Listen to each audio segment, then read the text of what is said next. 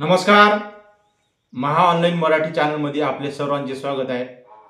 लाडक्या बहिणींसाठी एक महत्त्वाची बातमी समोर आली आहे. लाडक्या बहिणींनो, 2 महिन्यात ई-केवायसी करा, अन्यथा आपल्याला हप्ता मिळणार नाही.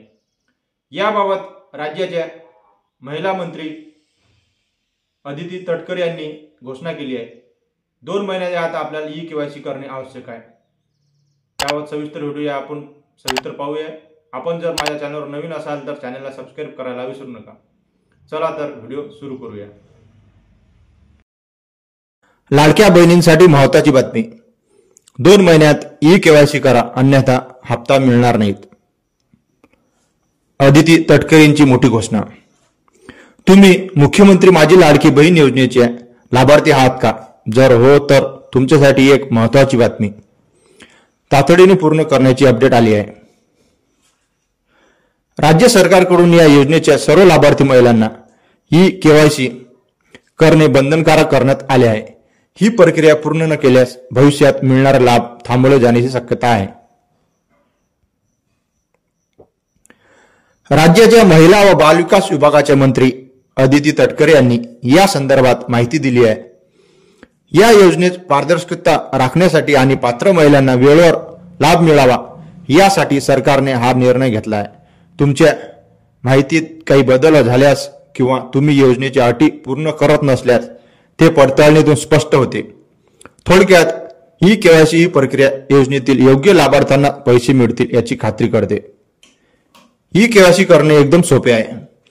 तुम्ही तुमच्या मोबाईलवर किंवा कॉम्प्युटरवरून ही प्रक्रिया पूर्ण करू शकता. त्यासाठी तुम्हाला ladkibaheen.maharashtra.government.in या वेबसाईटला भेट द्यावी लागेल. ही प्रक्रिया सोपी आणि जलद आहे. तुम्हाला पुढील 2 महिन्याच्या आत ही प्रक्रिया करणे पूर्ण करण्याची आवश्यकता आहे. ई-केवायसी न केल्यास काय होईल ते पण आपण जाणून घेऊया. शासनाच्या परिपत्रकानुसार ज्या महिला 2 महिन्याच्या आत ई-केवायसी करणार नाहीत त्यांच्यावर कारवाई केली जाणार आहे. त्यामुळे कोणताही अडथळा न येता योजनेचा लाभ सुरू राहावा यासाठी ही प्रक्रिया तातडीने पूर्ण करणे आवश्यक आहे. ई-केवायसीची इतर फायदे आपण ते पण जाणून घेणार आहोत. केवळ या योजनेसाठी नाही तर ई-केवायसी ही प्रक्रिया तुम्हाला भविष्यात इतर सरकारी योजनांचा लाभ घेण्यासाठी उपयुक्त ठरेल. सरकारकडून अनेक योजनांसाठी आता डिजिटल पडताळणी अनिवार्य केली जात आहे. त्यामुळे लाडकी बहीण योजनेची ई-केवायसी केल्यास तुमचा डेटा अपडेट राहील आणि तुम्हाला इतर सरकारी योजनांचा लाभ घेताना जास्त त्रास होणार नाही. थोडक्यात लाडकी बहीण योजनेच्या सर्व पात्र महिलांनी वेळ न घालवता आपली ई-केवायसी तातडीने पूर्ण करावी, जेणेकरून कोणताही अडथळा आल्याशिवाय त्यांना योजनेचा लाभ मिळत राहील. याबाबत राज्याचे मंत्री अदिती तटकरे यांनी आपल्या सोशल मीडियाद्वारे माहिती दिली आहे की मुख्यमंत्री माझी लाडकी बहीण योजनेतील सर्व लाभार्थी भगिनींनी ladkibaheen.maharashtra.government.in या वेब पोर्टलवर ई-केवायसी सुविधा उपलब्ध करून देण्यात आली आहे. योजनेच्या सर्व लाभार्थी भगिनींना आजपासून पुढील 2 महिन्यात आत सदर ई-केवायसी प्रक्रिया पूर्ण करावी ही नम्र विनंती.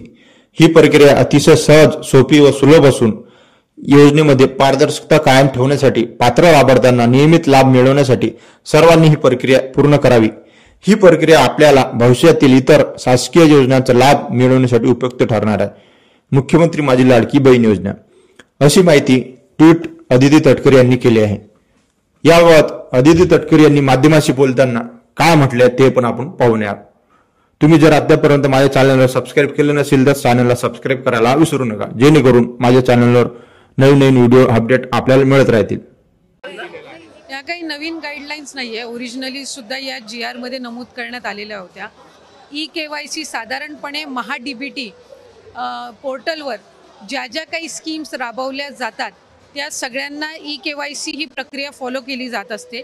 साधारणपणे 91 अशा योजना आहेत ज्याच्यामध्ये ई-केवायसी हे त्या ठिकाणी रुटीन ही प्रोसिजर आहे आणि तीच लाडकी बहीणमध्ये पण आहे.